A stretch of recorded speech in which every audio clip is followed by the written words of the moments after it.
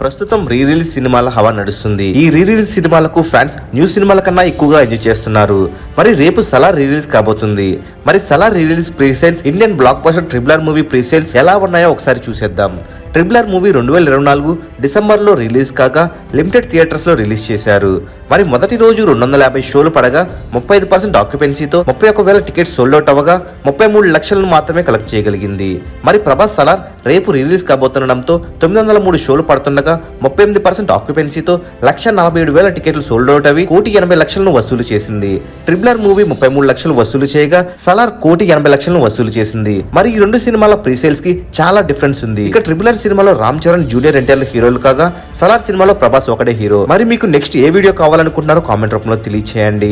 మరెన్నో Salaar re release collections, records ఎప్పటికప్పుడు తెలుసుకోవాలనుకుంటే తప్పకుండా మూవీ మహల్ ఛానల్ సబ్స్క్రైబ్ చేసుకుని బెల్ ఐకాన్ యాక్టివేట్ చేసుకోండి.